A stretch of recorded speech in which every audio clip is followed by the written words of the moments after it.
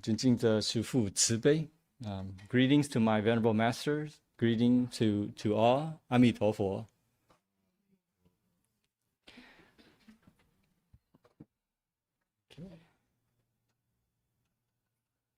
We have been talking about the life of Venerable Moggallāna, Mu Jianren Zunzi.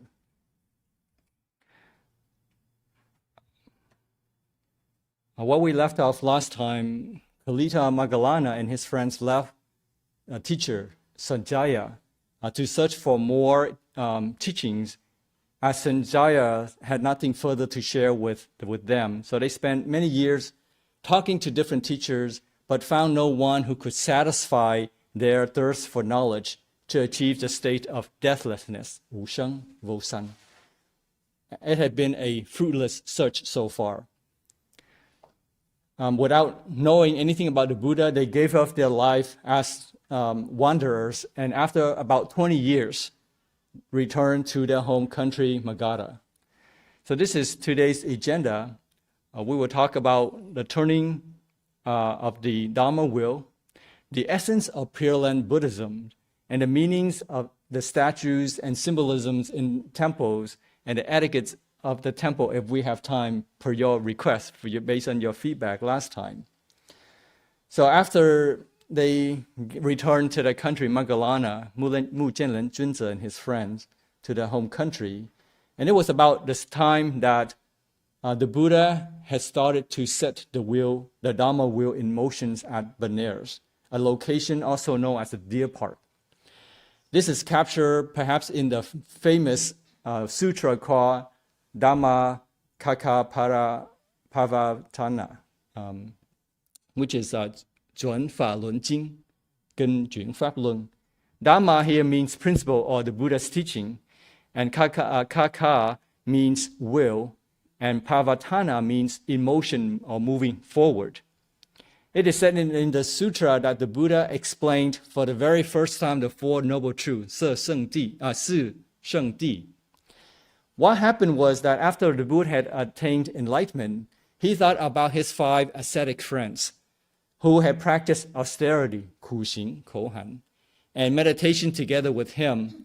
But the Buddha and the 5 ascetics went on their separate ways because the Buddha realized that self-mortification, 苦行, 口含, by torturing the body and denying its needs and desires, is not the way to enlightenment, but it was the middle way that the Buddha had realized enlightenment.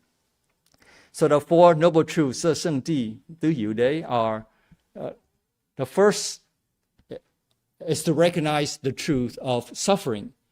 Sentient beings in this world encounters, the Buddha says, in general, 8 kinds of suffering, 八苦, tám khổ, such as birth, old age, illness, death, association with what is disliked, disassociation from what is liked, not to get what one wants, and the 5 aggregates, 五蕴, 五蘊, meaning the body and mind, because of the body and mind that it induces suffering. This is a truth because regardless of anybody in this world, or any place or any time, no one has ever escaped this fact. People have tried to delay suffering or reduce suffering, but eventually they get consumed by it. There are people who believe by eating certain rare plants or even human body parts that they can live forever. It is well known in the Asian cultures that there's a certain group of beings called fairy, 仙人, 丁nhân. Through rigorous training of the body and mind, they can stay forever young. While they can escape illness and old age, but certainly not death. Nowadays, people have no time for rigorous and disciplined training of body and mind, but there is still the desire to live forever, to be young forever. They want something quick and easy. There have been reports of billionaires investing in longevity research to prolong life so they can enjoy life longer. But it's not that easy. We have not seen that solution yet. They're still waiting for that elixir, that magic potion. People don't want to hear that they have to exercise regularly to stay healthy or to lose weight. They want some pills to do the job for them very quickly. They want to stay beautiful by plastic surgery, not accepting the fact that however much you stretch the skin, it will eventually wrinkle. Suffering is the first truth because it cannot be evaded. So there is no point in running away from it. There's really no need to spend one's time and energy to avoid it. Not everyone can accept the first truth. One will need to have good roots, 善根挺根, in order to see the first truth clearly. The significance of this first truth is not to demoralize us or to make us become passive, but to see the world clearly. Only then are we closer to reality. In other words, by accepting the first truth, it is not seeing, by only accepting the first truth, it's not a complete reality, but the door of reality is starting to swing open, exposing a little bit of light shining through. The second truth is the cause of suffering, which is selfish craving, leading to rebirth, connected with desire and enjoyment, finding delight here and there. That is to say, craving for one sensual pleasure, craving for longevity, or craving for non-existence. 常见thường kiến and 短见短kiến. So it is craving that leads to rebirth, which is the ground for old age, illness, and death. Once you have rebirth, there is no escape of old age and death. So the cycle of life and death continues. When we accept the second truth, the door of reality is now opening wide.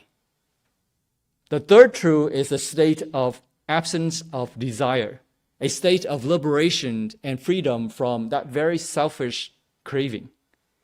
The significance of the third truth is that there is a state of absolute bliss, for lack of better words, beyond beyond that of sensual pleasure, longevity or repeated existence, and non-existence.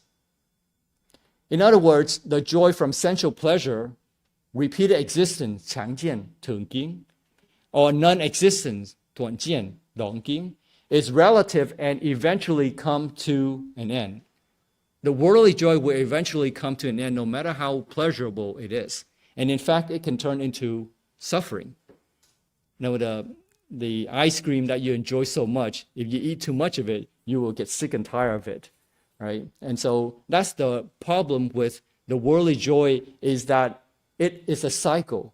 You miss it when you don't have it. When you have it, you get bored of it. So it's not that we're not evading or running away from suffering or all pleasure, but we need to find the right kind that can sustain it forever, so to speak. So, and the only way to achieve the state of absolute bliss is the Eightfold Path, 八正道, 八真道. And then the Buddha enumerated them, such as right view, right contemplation, right speech, right karma, right livelihood, right effort, right mindfulness, and right meditation. So it's not 8 steps leading one to another, but think of it as like a flower expanding, because you cannot have one without the other. It's more like a circle that's expanding. So once you experience it, you learn from that experience, and your circle expands. So it's not like you first need to have right view, and then you have right contemplation. Well, without right view, how do you have right contemplation? And without right contemplation, how does that reinforce your right view? Right? So all those 3 things are really in a circle that are expanding together as you gain more experience. The Buddha claimed that before him, this was unknown to the world. The Buddha said, and the knowledge and vision arose in me, my vimutti, which is liberation, 解脱, 解脱, is unshakable. This is my last jati, of birth. Now there is no further bhava, meaning becoming or rebirth. In the meantime, Kalita, Moggallāna, Mujianren Junzi, and Saripatra, Shalifu, having not found the right teacher, were returning home. But the two friends had not given up hope, and they decided now to do their search separately. Before they were together, but now they're going to go in separate ways to double their chances of finding the truth, finding the right teacher. They agreed among themselves that whoever had first learned about a convincing path to the state of deathlessness, Wu Sheng, Wo San, should quickly inform the other. At that time, when they were about 40 years old, the Buddha has just sent out the first batch of his disciples, 60 in number, all of them arhats, Alahan, so that they may proclaim the teachings for the well-being and happiness of man. Arhats are enlightened beings and have attained complete spiritual liberation. In Mahavagga text, the Buddha said to the 60 arhats before they were dispatched out to preach the Dharma, the Buddha said, "Free am I, O bhikkhus, from all bonds, whether divine or human. You too, O bhikkhus, are free from all bonds, whether divine or human." Meaning Tian and Ren Dao. Go forth, O bhikkhus, for the good of the many, for the happiness of the many, out of compassion for the world, for the good, benefit, and happiness of gods and men.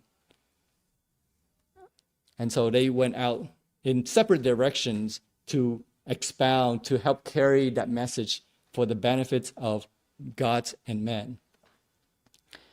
And so the Buddhist movement has started. Let me pause here for a second to talk some things more fundamental based on your request.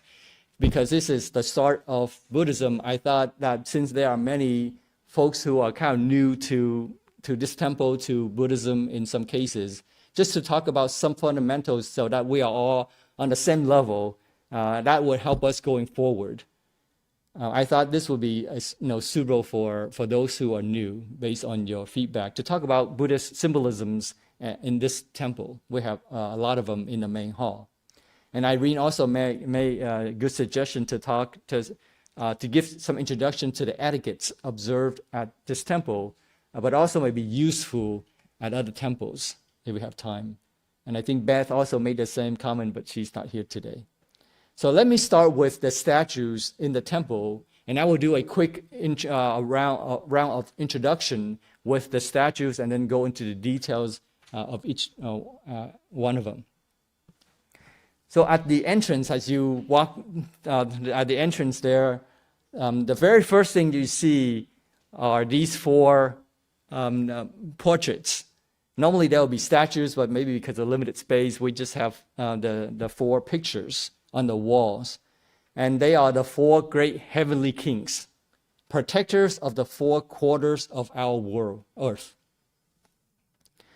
So when you enter the temple, when you enter the main hall, in the middle, there are two Buddhas. The one sitting here is Shakyamuni Buddha, the historical Buddha. And then the one standing is Amitabha Buddha, Amitofo.释迦牟尼佛 and Amitofo. Thích Ca Mâu Ni Phật và A Di Đà Phật.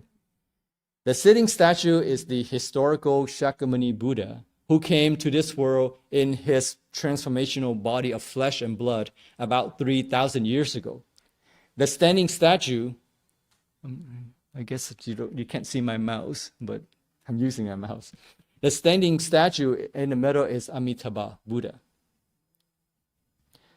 Amitabha Buddha is the principal teacher of the Western Pure Land called Sukhavati, Chỉ Lơ Si Jie, Cực Lạc Thế Giới.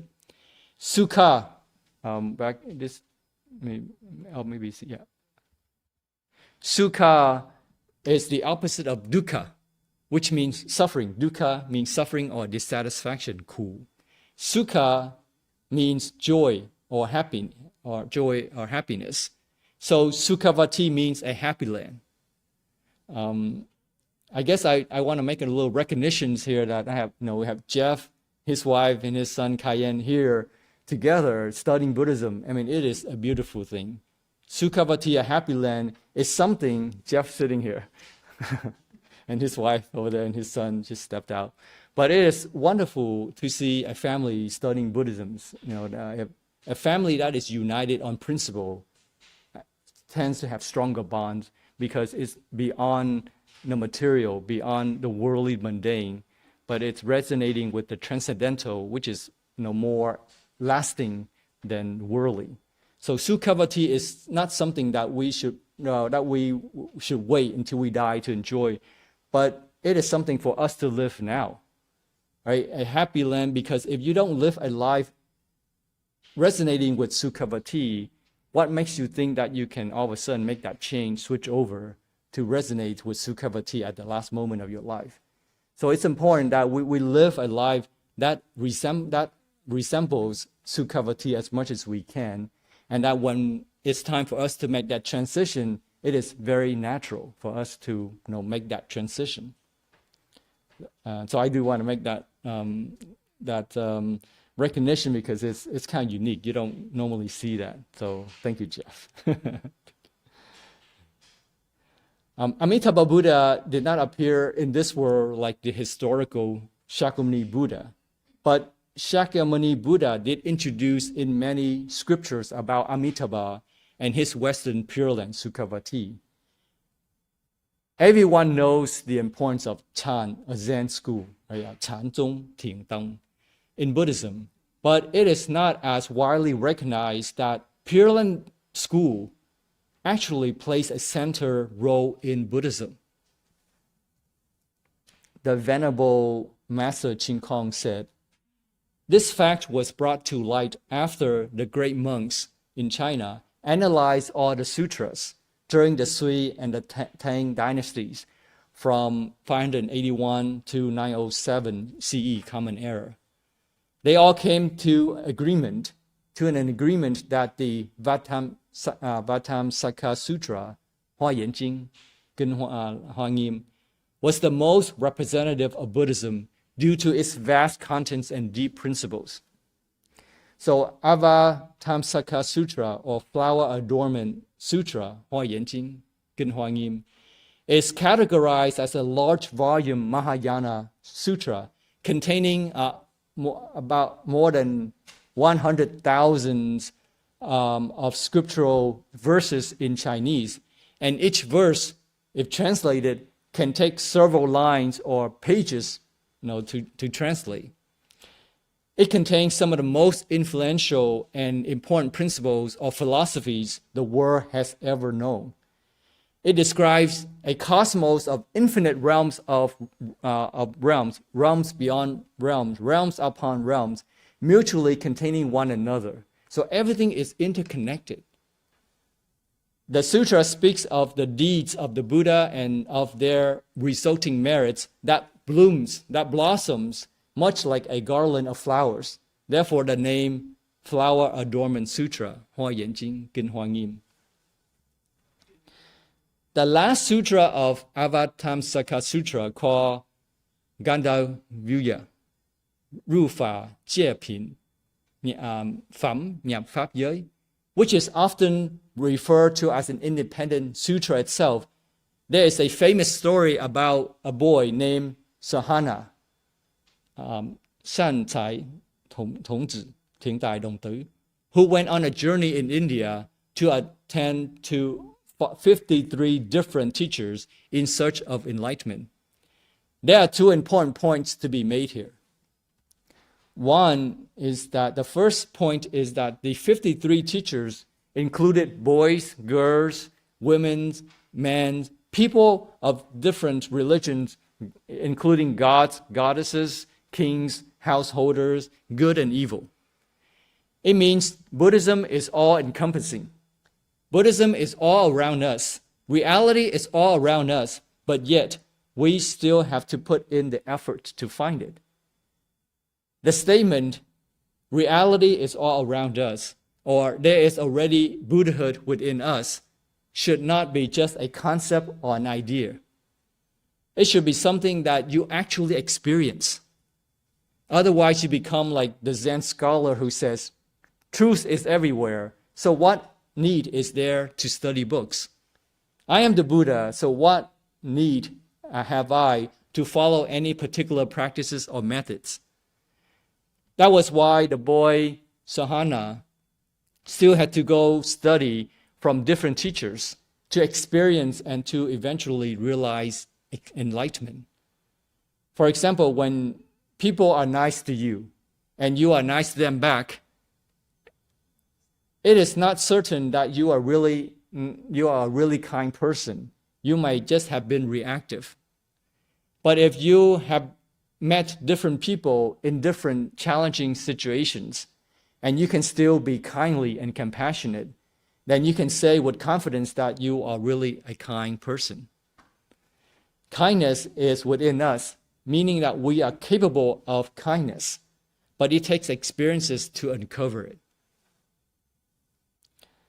The very last teacher that Sahana, the boy, met was Samantabhadra Bodhisattva, Pushen Pusa Fohing Bota, which is translated as universal worthy Bodhisattva. This is the second significance. The best is saved for last, indeed. Samantabhadra Bodhisattva, Pushen Pusa Fohing Bota, was the final teacher for Sahana. Shakyamuni Buddha gave the highest praise of Samantabhadra Bodhisattva, saying that any Bodhisattva who wishes to become a Buddha will eventually have to follow the meritorious deeds, 德性, Dikhan, of Samantabhadra Bodhisattva. When the boy Sahana met Samantabhadra Bodhisattva, what lesson was he taught by the Bodhisattva? Samantabhadra Bodhisattva taught him a direct method to attain enlightenment by vowing to take rebirth in the Western Pure Land Sukhavati. This is very significant. The point is that if you are serious about attaining enlightenment, there are two options available to you. One option is the normal process, which can take you 3 great infinite eons, because you have to learn everything with your limited capability, primarily on your own.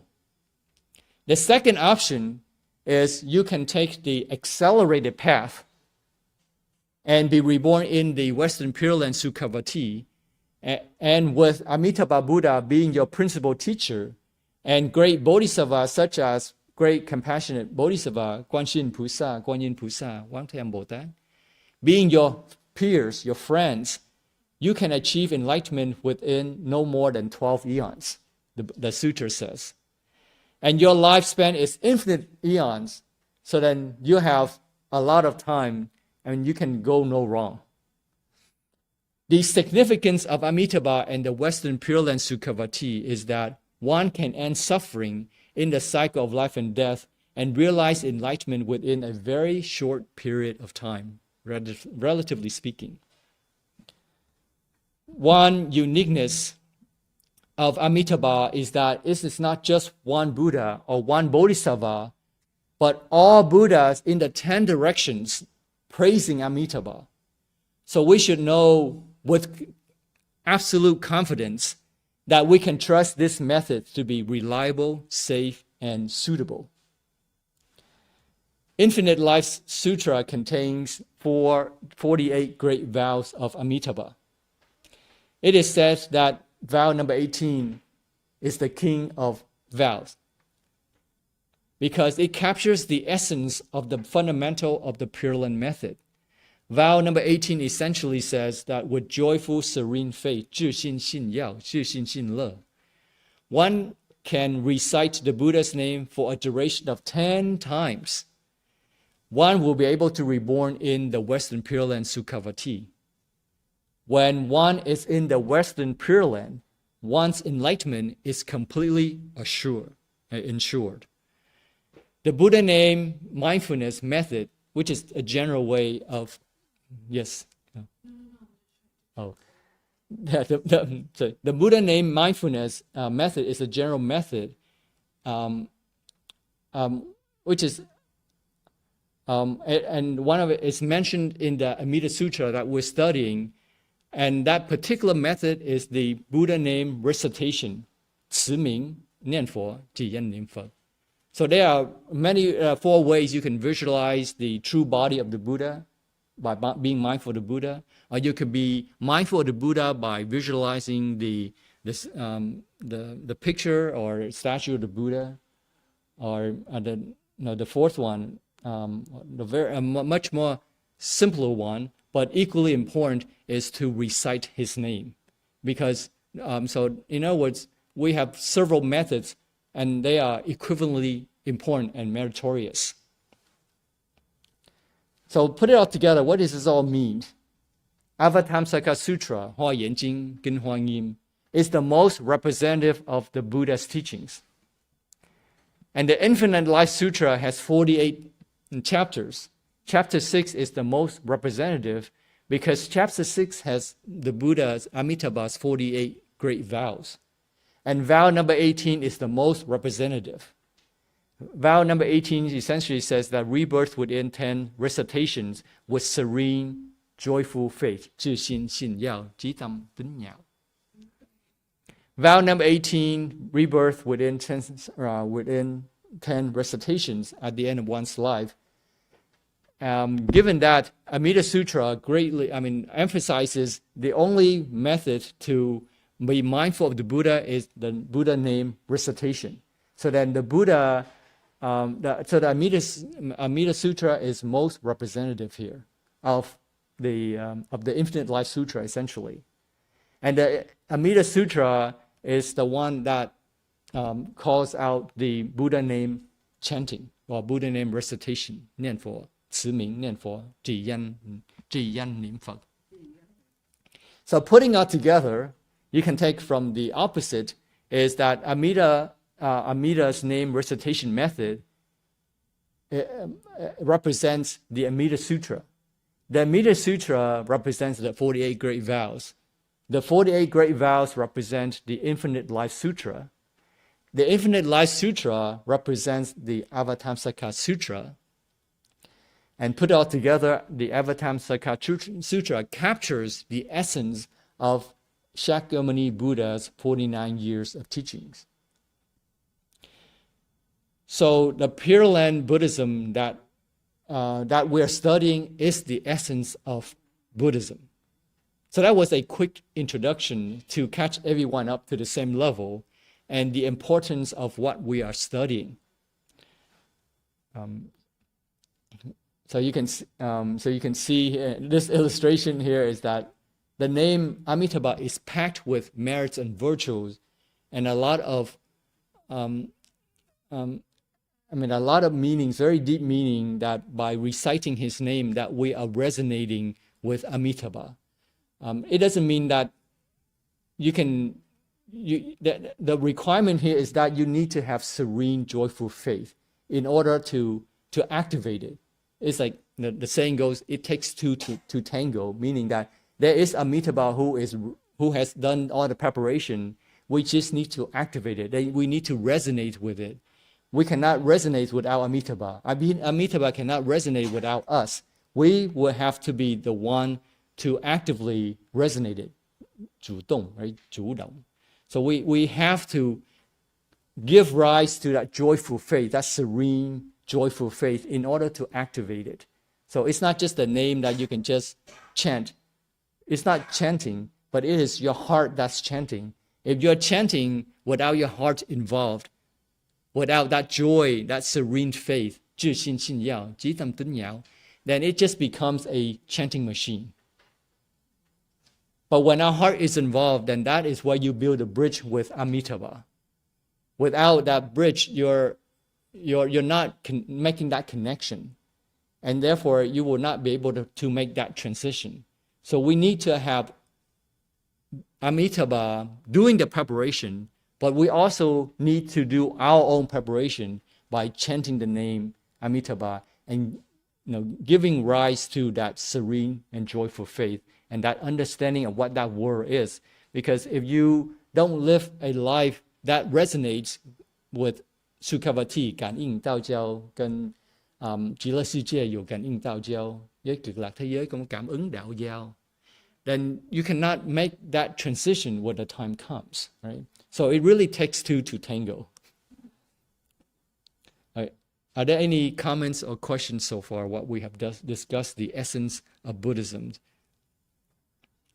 Now, I have briefly introduced the two figures in the middle of the main hall. Amitabha is the one standing, and Shakyamuni Buddha is the one sitting. Okay, are there any comments before we continue? Oh, yes. It's hard to always focus and chant serenely. So does it mean just chanting using the mouth? It does. So the question was, it's very difficult to chant to be mindful of Amitabha. And is there any use in just chanting with your mouth, reciting orally or mechanically? Think of this way, there is something, because the fact that you have some intention to chant, you are already influencing your consciousness, your mind. Just like when you are ill, you vomit, and when whatever medicine you take in, you vomit all out. But in reality, you don't vomit all the medicine out. There's still a little bit that's still retained. So I'm talking about Chinese medicine, because with Western medicine, the more you take, there may be harm. But with Chinese medicine, you continue to take the herbal medicine. You continue to take, and a little bit will remain. A little bit of time will remain. Eventually, you will accumulate enough. Now you swallow enough, or you retain enough to start the curing process. So there is some use, because whenever you chant Amitabha's name, your mind may be running 100 miles an hour with wandering thoughts, but it's not running at 200 miles an hour. It's only 100. But slowly, gradually over time, it will slow down, and you will start to see the effect. So yes, when you chant, the point is that you are chanting because you want to control your wandering thoughts, your false wandering thoughts. Initially, it's very difficult, but given time, you will build momentum. Just like when you go to a party, and after the party is over, you still have lingering thoughts, right? You still want to be part of the party, because the momentum, after a week or two or whatever amount of time you spend with those people, and it was fun, and when the party ends, you still want the party to continue. So in other words, the time that you spent has gained enough momentum that you still want to be part of it. So the same thing, you need to allow yourself time to gain the momentum in order to take effect. So definitely, I would say there is benefit. It may not be very noticeable, but there is benefit. Does it make sense? Yeah. Are there any other comments? Okay. Talk about symbolism. If you look at the chest of the Buddha statue, there is an intriguing sign. This sign is called swastika. In Chinese, it's called wan zi, la vang, mười ngàn. One is 10,000. Unfortunately, the use of this by the Nazis party has associated this symbol with hatred and violence. In actuality, this symbol has been used in various cultures and countries throughout history, not just by the Nazis. It has been used in Hinduism, Buddhism, European cultures, and Americas. So you can see here, this is in Hindu temples, they use this sign, swastika, for their worshiping. And you can see, I'm sorry, I squeezed here on one slide, but there's an ancient symbol of the Hadra of God, and in other places throughout. The Greek also uses this symbol in various forms. Roman also used this symbol. American Indian. Let me see if I can zoom in a little bit to give you, so you can see more clearly. This Indian chief has the swastika on his hat, symbol on his hat. Then you have this basketball team with swastika on their jerseys, as well as this hockey team. But I guess after this, that was in the early 1909s, and after Hitler used that sign, they all scrapped it. There was a structure in European with big swastika signed in their architecture, but after the infamous Hitler used that sign, they scrapped that. They did not want it to be associated with Hitler. So unfortunately, it was misused.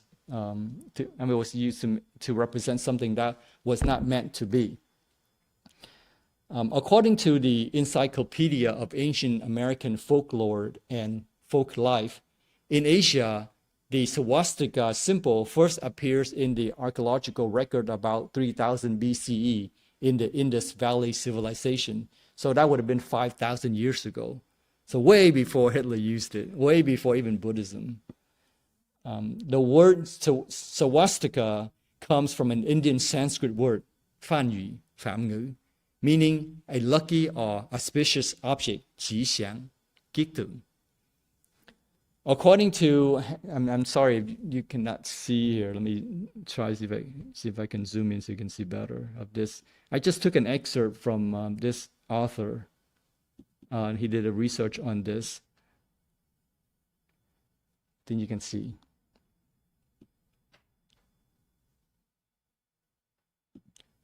So this was an article written by Hendrik Sleeman. The word swastika, he explained, is derived from the Sanskrit root swasti, which is composed of su, the first part of it, SW, su, meaning good or well. And then asti, the second part of it, the next part of it, means is or it is or there is. So the word swastika, swasti, occurs frequently in the Hindu Vedas, the scriptural text, as well as in classical literature, with the meaning of health, luck, success, or prosperity. So it was commonly used as a greeting. So when people would use swastika as a greeting because it was meant to convey luck or prosperity. The final word ka, the final pronoun, the final part of it, ka, at the end of the word based on Sanskrit grammar, is a common suffix that can have multiple meaning. It's just the end of like a greeting or sentence or word. So the swastika is an auspicious symbol, 吉祥相, in China, where it was introduced from India with Buddhism. According to the school USC Pacific Asia Museum, in 693, during the Tang Dynasty, it was declared as the source of all good fortune. That's how that sign was defined, as the source of all good fortune. And it was called one, in Chinese, one, 10,000, vàng, 10,000 đồng, and 10,000 xin lỗi, by Wu Zetian, Võ Tắc Thiên, becoming a Chinese word. So that symbol by the Empress Wu Zetian, I guess, formalized that word to become a source of all good fortune.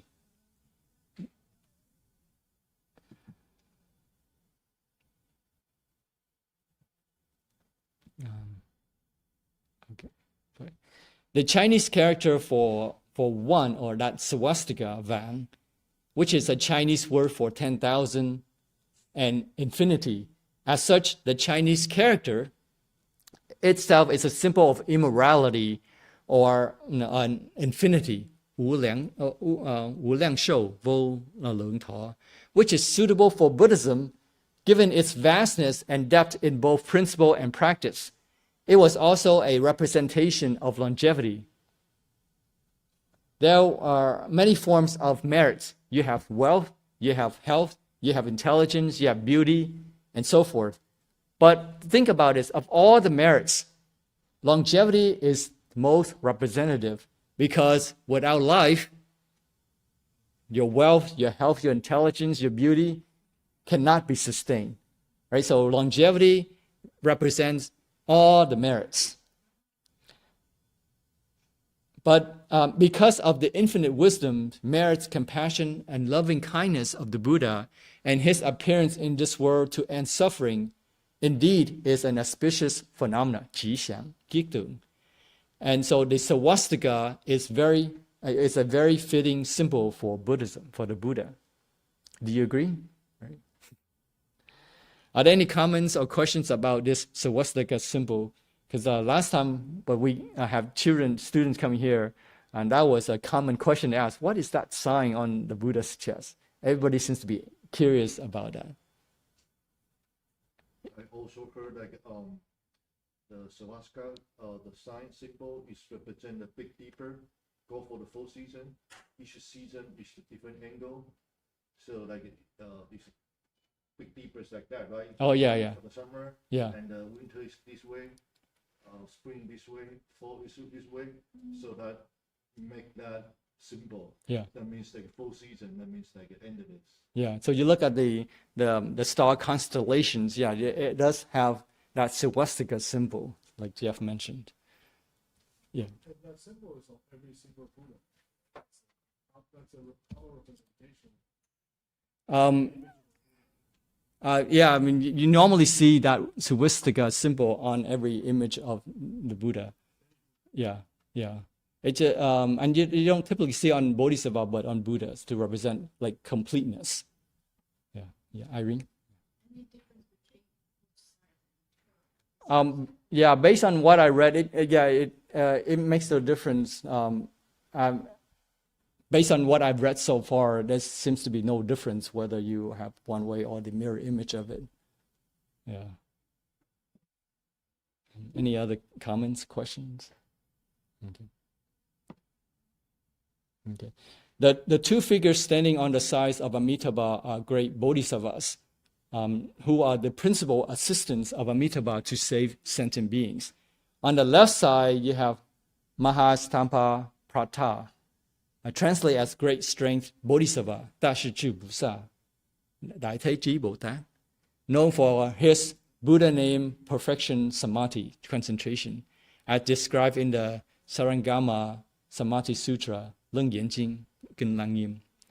However, there has not much been discovered about him other than he's a principal helper of Amitabha, and some texts here and there about him, but not as much information as the one on the right, the Avalokitesvara Bodhisattva, Guanxin Pusa, Wangtian Bồ, known for his unlimited compassion and loving kindness.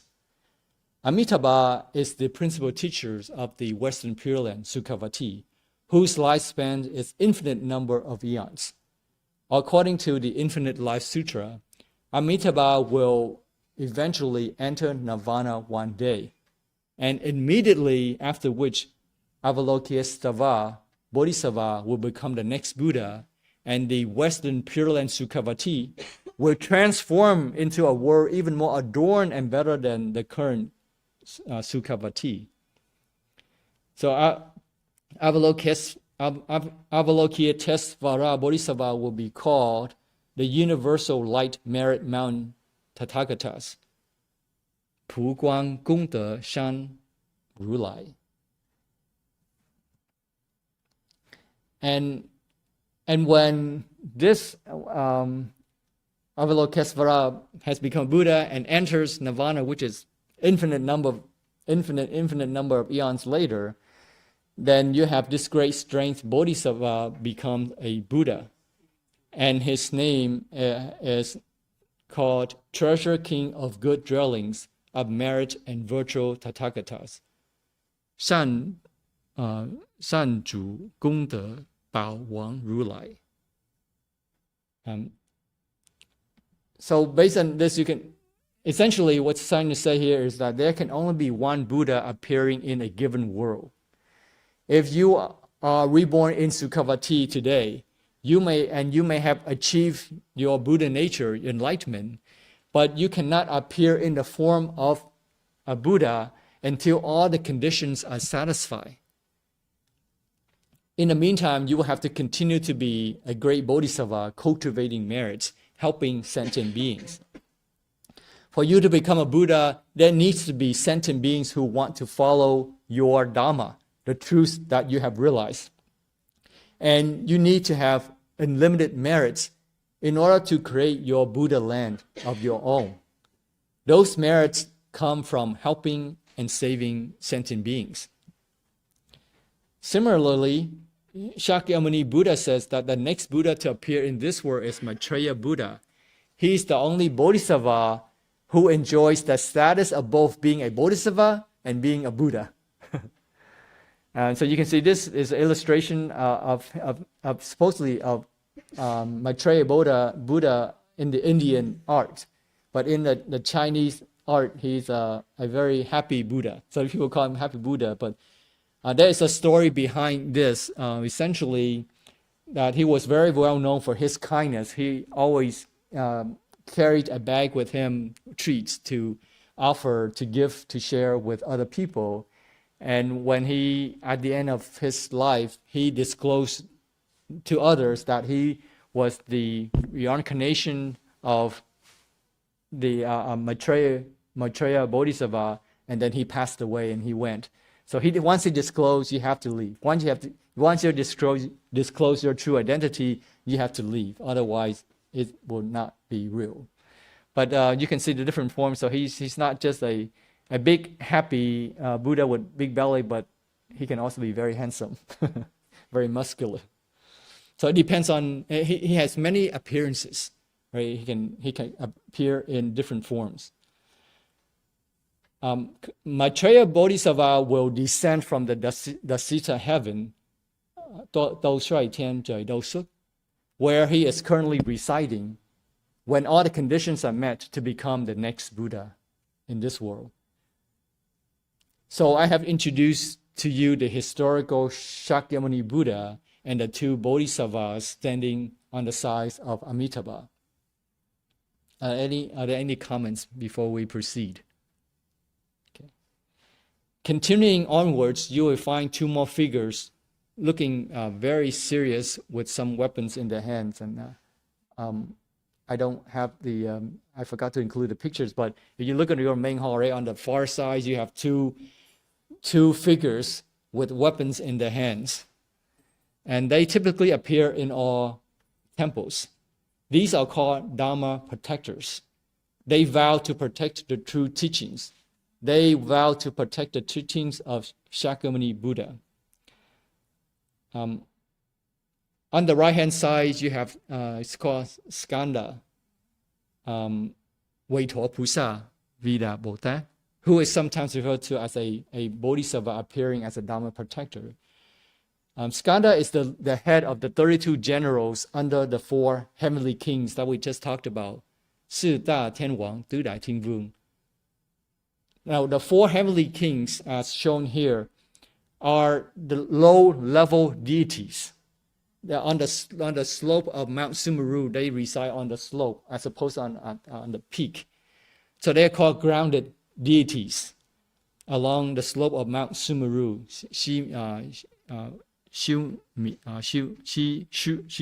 Shan, as opposed to the higher deities who dwell in the air above Mount Sumeru.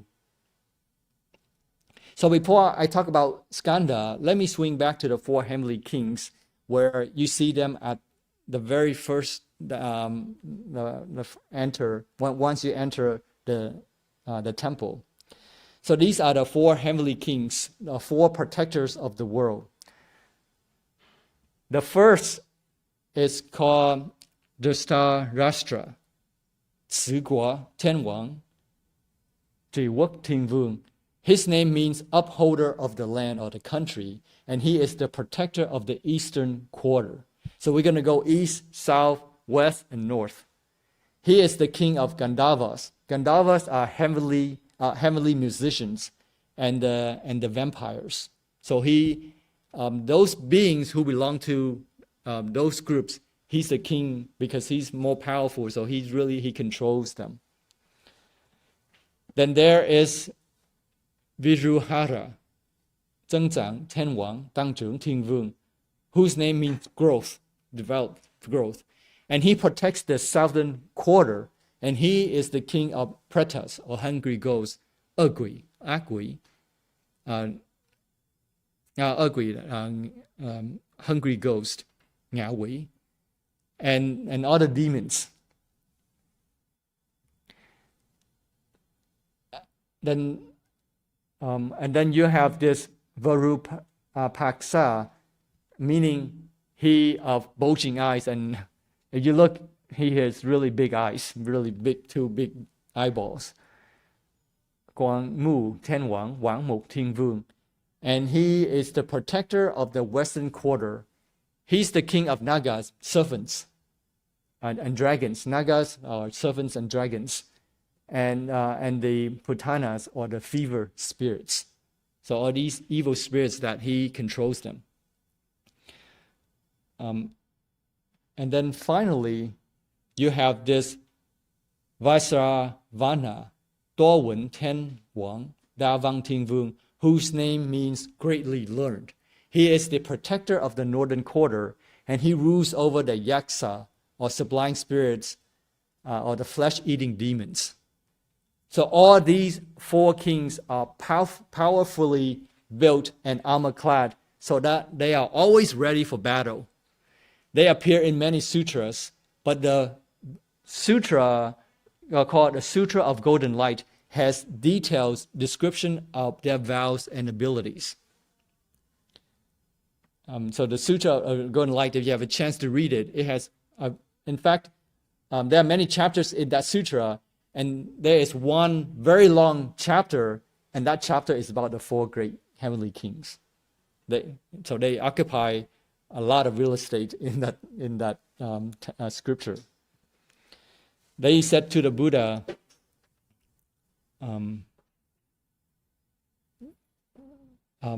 so they praise the Golden Sutra, and not only this sutra, but it also represents of any sutras, any teachings of the Buddha, mainly because it repels foreign enemies and removes hunger and illness. So this is what they said to the Buddha. When, dear Lord, referring to the Buddha, this excellent Suvanabhasa, king of sutras, is being expounded in detail in the assembly, in the Pháp Hội. By merely hearing this law, and by the nectar juice of the law, the divine bodies of us, four great kings, together with our armies and retinues, will wax with great might. In our body there will be produced powers, strength, and energy, brilliance, glory, and splendor will enter our body.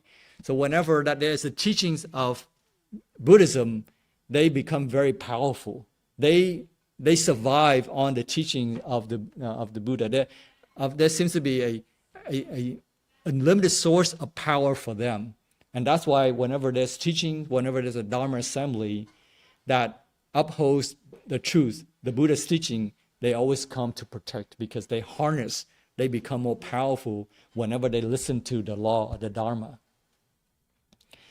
These four great, yes.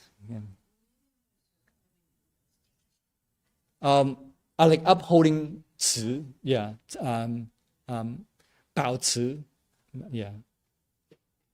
Like to uphold the Buddha's teaching, to follow, to practice, to learn. So these four great heavenly kings are, again, like I said, at the lowest order of the heaven beings. But it doesn't mean that they are not important. Their lowest level in that hierarchy is an advantage to us. The reason is because they are in direct contact with earth, with us. They are in the position to intervene with its affairs. But because they belong to the heavens, their intervention is sure to be of a positive and constructive nature. Our world on earth is like a melting pot of all kinds of living beings of various forms. Peaceful heavenly beings, warlike demigods, Ashulor, Atula, humans, non-humans. So these non-human beings, 非人, 非nhân, are of many different kinds, all shapes and sizes, even colors.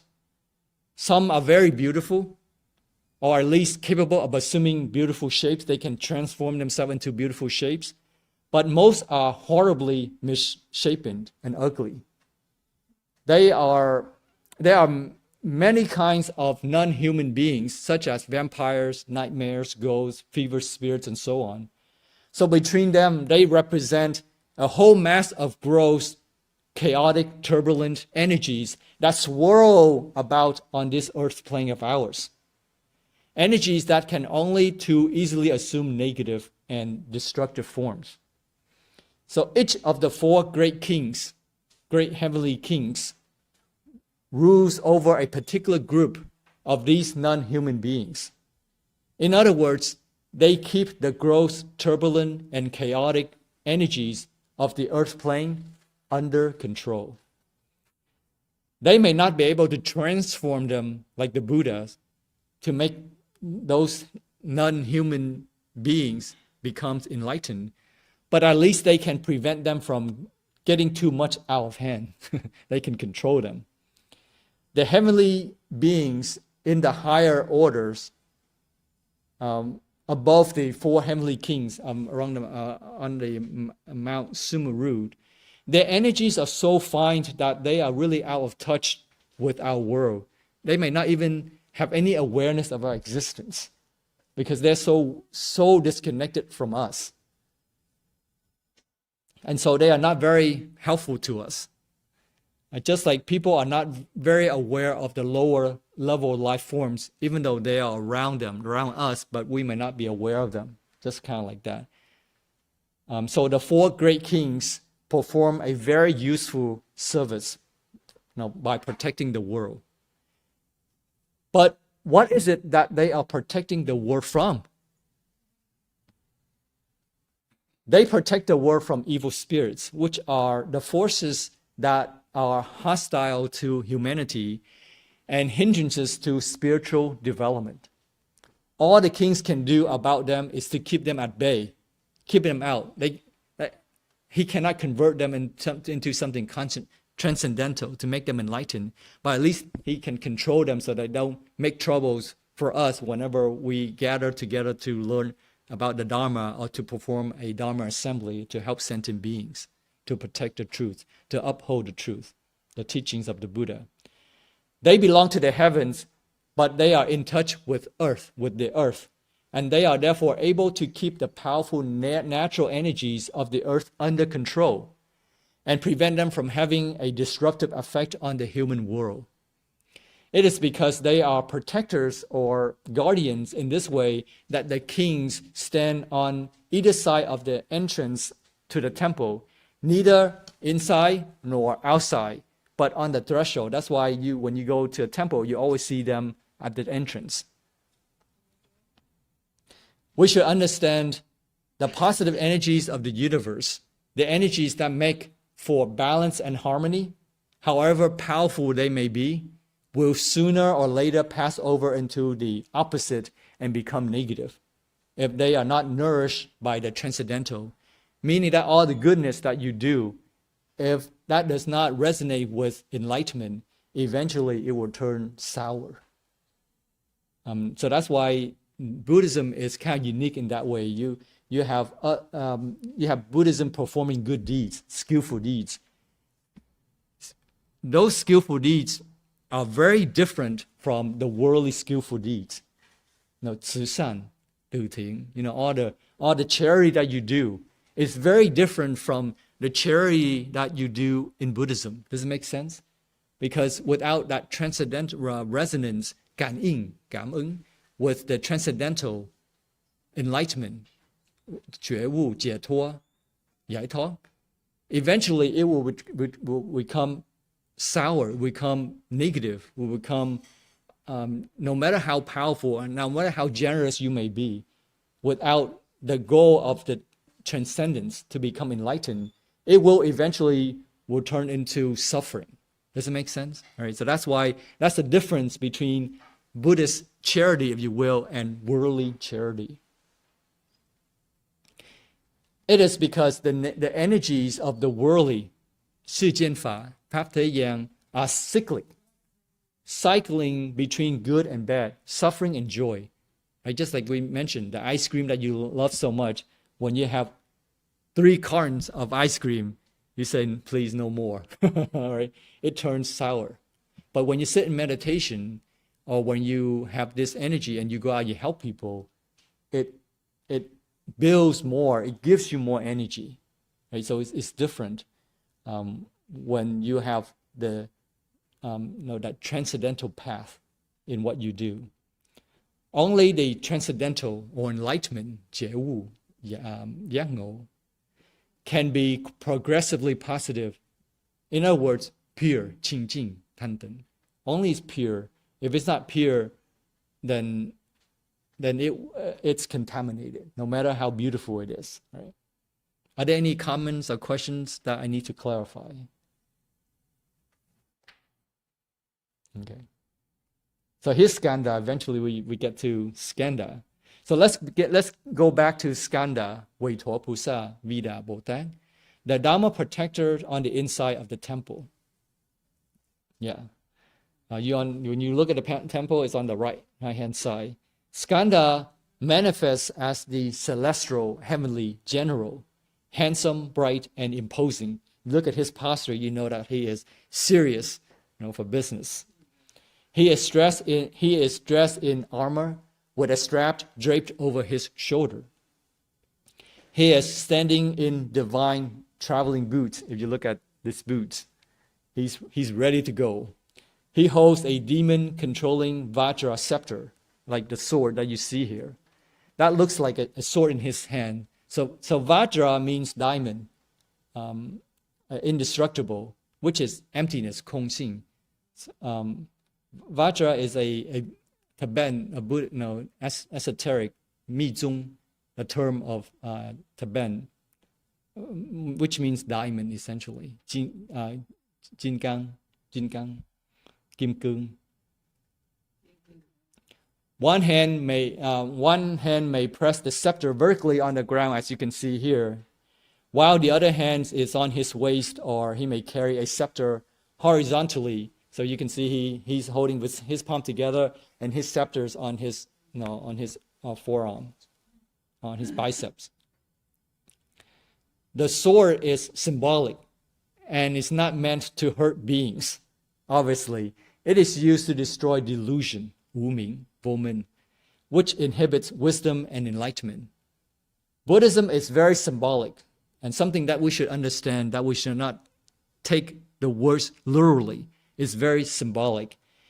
Like the military or the heroic fighting ideas in Buddhism were probably due to the Buddha's upbringing, his background.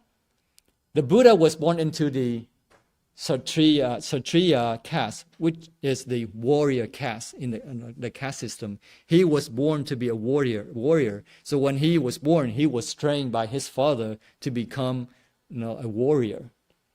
So that's so when the Buddha in his teaching, sometimes he would use the fighting, the military kind of ideas to illustrate his point because of his upbringing. The scripture describes a heavenly god king, Brahma Sahampati, requesting the Buddha to preach for the first time after the Buddha had gained enlightenment. And he said to Buddha, I said, "Rise, O hero, victor in battle, caravan leader, debt-free one, and wanderer in the world. May the exalted one teach the Dharma. There will be those who will understand the Dharma." So you hear terms like that, very military, like fighting, kind of very, very strong and very invigorating. Mahapasampati, which is Da Fan Tian Wang, Fan Ting Vung. And I'm sorry, I don't have it translated here, but Brahma Sahampati is, which is the king in the heaven, a higher level, which belongs to the form realm, 世界, where unlike our world, our realm is really motivated by the 5 desires. These desires for wealth, affection, fame, foods, drinks, and rest. So that's our world called the realm of desire. If you can leave those 5 desires behind, meaning that you can put them away or not, there's no need for you to survive on those 5 desires, then you are resonating with a higher level, which is the form realm, where they survive on meditative joy. There are people who like to party, right? So they are resonating with the realm of this realm that we're living in, which is the desire, realm of desire. But if you find yourself enjoying meditation, then you are resonating with the heavenly realm of form, 世界, sắc giới. If we find ourselves selflessly serving others to alleviate their suffering and to make them happy, then we are resonating with the world of bodhisattvas. We are living in the spirit of a bodhisattva. If we find ourselves feeling not having enough and needy, then we are resonating with the world of the hungry ghost, 恶鬼, ngạ quỷ. When our perception of ourselves and the world is so strong that it becomes our reality, and that's what's happening, is that we start to resonate with it, and our reality becomes real when our perception is strong enough. One may be a millionaire, but due to lack of merits and wisdom, he can still feel financially insecure, right? Financially poor, because his perception is that he doesn't have enough. A wise person with merits or karmic rewards, 福报, 福报, may not have many possessions, but he feels secure and free, because his perception is not resonating with insecurity. Does it make sense? So having money is not true security, but having merits and wisdom generates security. Merits comes from helping others. Wisdom allows one to avoid mistakes and creating suffering for ourselves. The Dharma protector Skanda, sometimes referred to as a bodhisattva, whose interest is to destroy delusion, which is the source of mistakes and suffering. So as long as a temple or a way place, 道场, 道场, follows the teachings of the Buddha, Skanda will continue to protect it. This is clearly discussed in detail in the Golden Light Sutra, 金光明经跟金光明. The Golden Light Sutra teaches that those who embrace the sutra, or any other sutra, in that case, if you want to expand the scope of it, will obtain the protection of the 4 heavenly kings and other compassionate deities, heavenly beings. And that if a ruler of a country takes faith in the correct teaching, these deities will protect his country. So in our case, our family, our home will be protected. On the other hand, if he fails to protect the correct teaching, the benevolent deities, those heavenly beings, powerful heavenly beings, will abandon the nation, and calamities and disasters will occur because we have more negative energy than there is a positive energy. And the 4 heavenly kings are powerful enough to keep them at bay. But if they leave, then you can see like a wave of ocean, rushing in, destroying our sand castles. Are there any comments or questions about the Dharma protectors of the Skanda Dharma protector before I go to the next one? Okay. The next Dharma protector that is usually found in temples is Sangharama, Sengqie Lan. Sangharama means temple, monastery, or cultivation venue, 道场, 道场. Sangharama Bodhisattva is a virtuous deity protecting temples. In the 7 Buddhas, 8 Bodhisattvas, the Rani Sutra, 七佛八菩萨所说大陀罗尼神咒经，in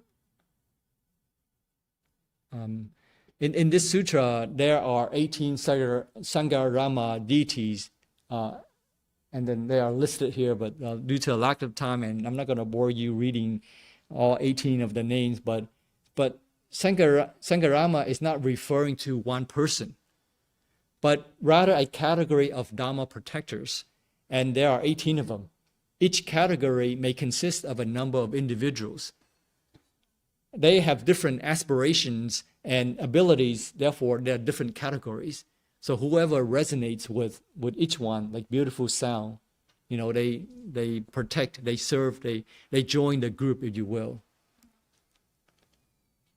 According to legends of the Han dynasty, Sangarama Bodhisattva is an image of a Guansheng Dijun, which is a holy emperor deity, Guansheng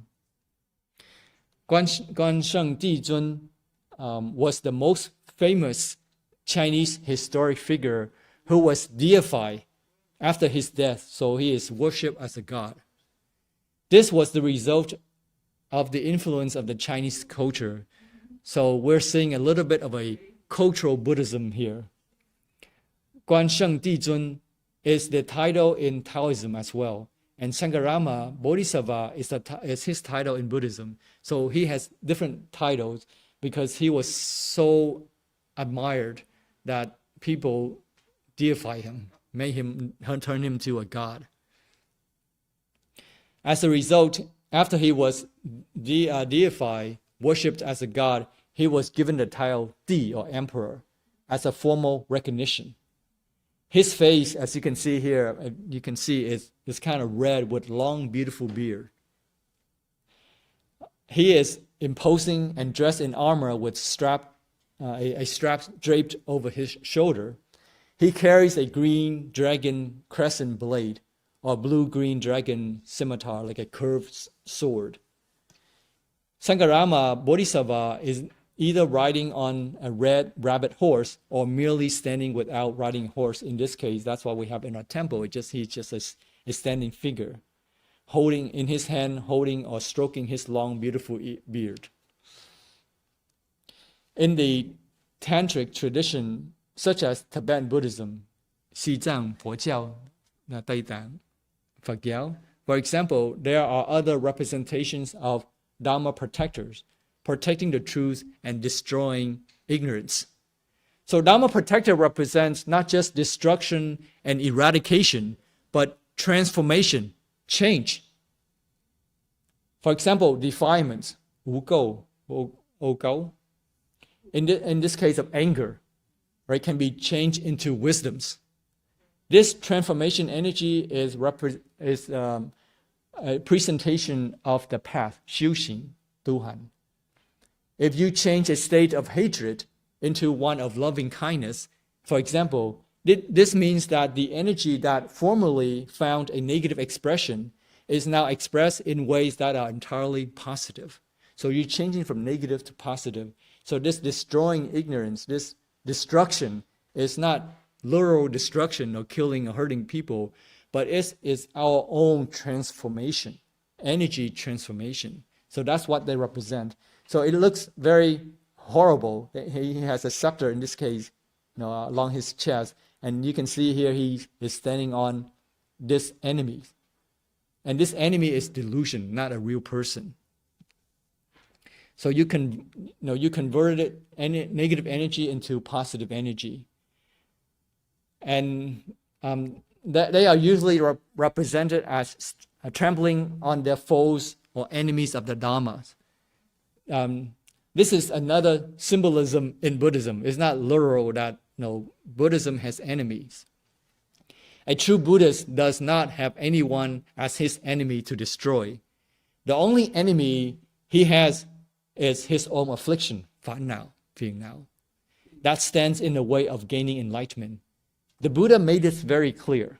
Right? In Dhammapada, verse 103, the Buddha says, though one may conquer 1,000 times 1,000 men in battle, yet he indeed is the noblest victor who conquers himself.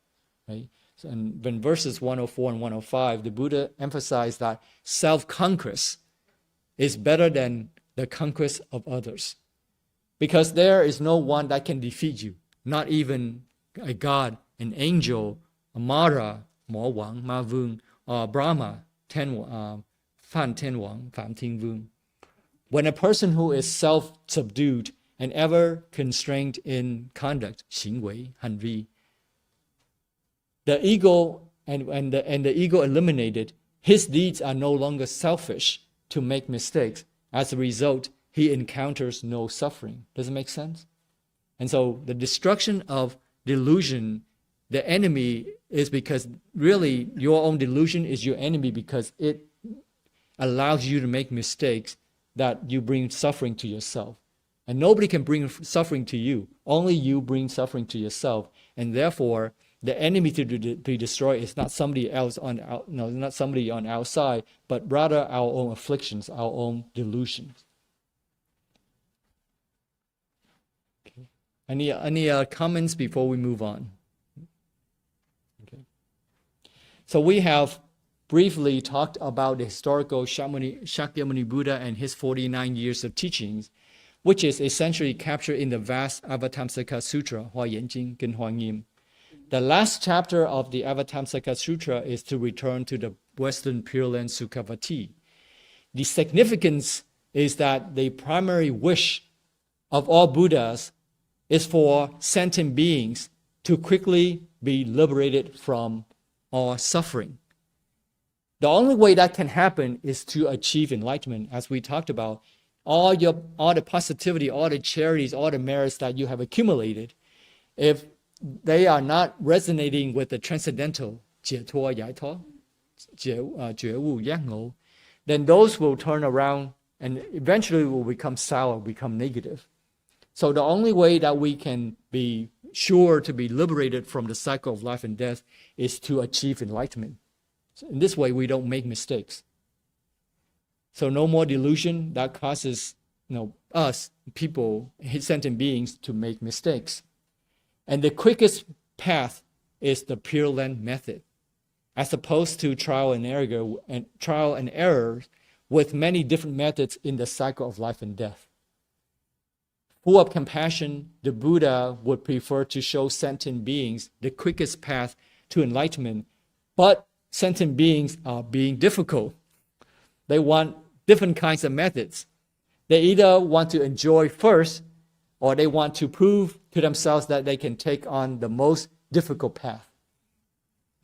In the Lotus Sutra, Fa Hoa Jing, Gen Pháp Hoa, the Buddha gave a parable, a moral story. There is a tour guide on a trip traveling with a group of people to find treasure. When they realize that the journey is taking them very long and that there is no treasure in sight, they're hungry and they're tired. They become discouraged along the way, and they decided they want to go back. They don't want to continue anymore. But the tour guide tells them that there is a city that's upcoming ahead, just up ahead, that they can rest.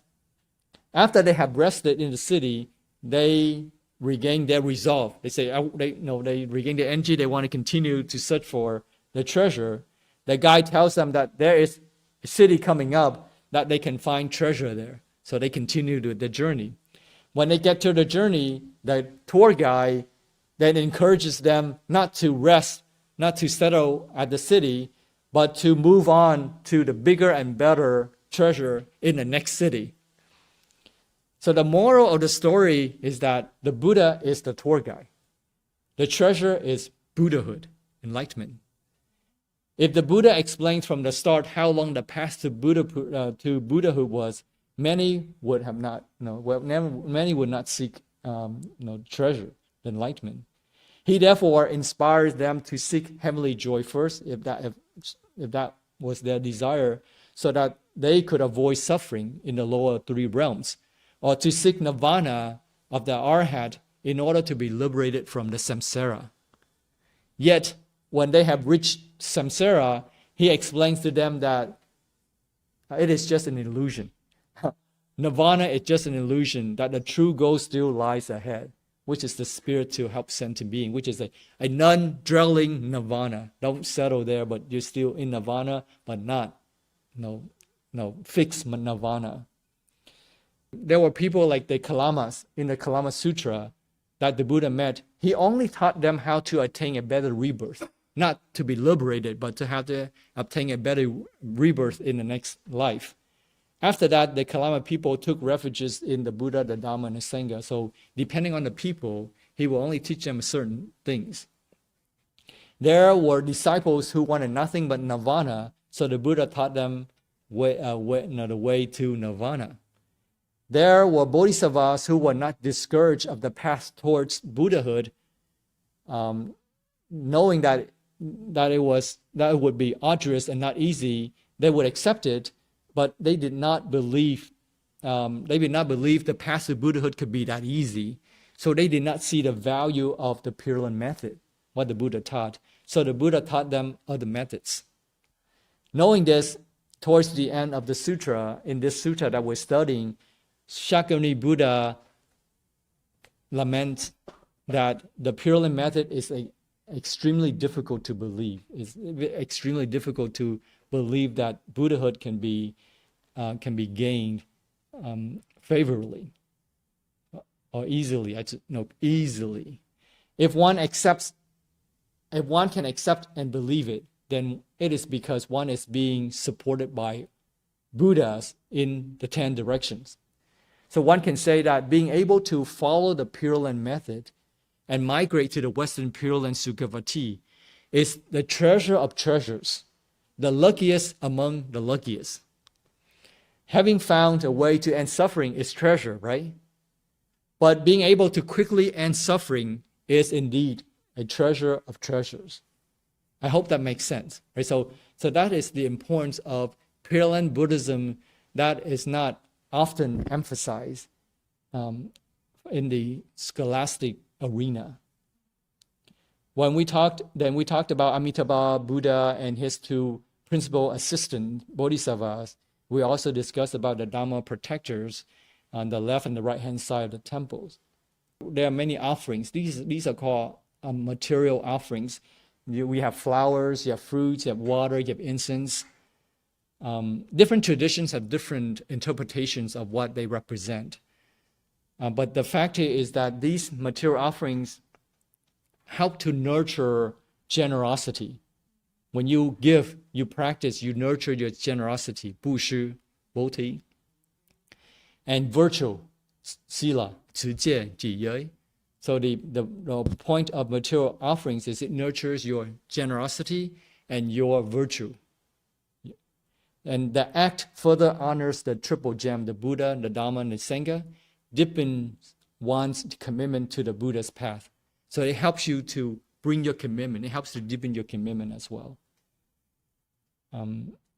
So flower can have many representations, such as the beauties of the Buddha or impermanence. Incense could represent a fragrant scent of morality. The smoke permeating through the skies could also represent your compassion, radiating throughout the entire universe. Or fruit, waters, and drinks represent the nectar of Dhamma, gan lu fa, like Fab Gam Lo, and the wish to achieve it. I think so. I'm embroso. That the term for the nectar is a Greek term, I forget. But it's like a sweet dew. It helps to nourish you spiritually. So the fruit also represents the teaching, the law of cause and effect, reminding us to plant the seed of the type of fruits that we want to harvest. Right? So all these are representations. Are there any comments or questions before? I want to talk about etiquettes, but we're probably going to have to wait until next time because we're running out of time. So let me do a... I also want to talk about the Hai Qing. There's a maybe I will save it for next time because there is a history of why we wear call it Hai Qing, áo Hải Thanh or áo Tràng. But I'm running out of time, so let me. Can you spare 5 minutes? Yeah. Okay. We can do that then. It should be quick. So there's a history behind this Hai Qing. This is essentially the name of an eagle or a handsome cuckoo named Hai Dong Qing. Essentially, it's a jerk falcon in a Donghai. It's handsome and it's elegant. It often flies on the seaside of Liaodong, I guess, this province here. And so the east side of China, and its shape is similar to the big sleeves of a shirt, and that's why it has the big wings, right? So these represent like the big wings of the bird, and the rope sleeves are wide as Hai Dongqing. This bird is called Hai Dongqing. Therefore, the name of the bird was later borrowed as the name of the monks or layman's robes. The Hai Qing robe carries other meanings as well. Hai, which is sea or ocean, and it means to represent the vastness and the depth of the principles and the practice of Buddhism, and it is beyond time and location, and can accommodate all sentient beings.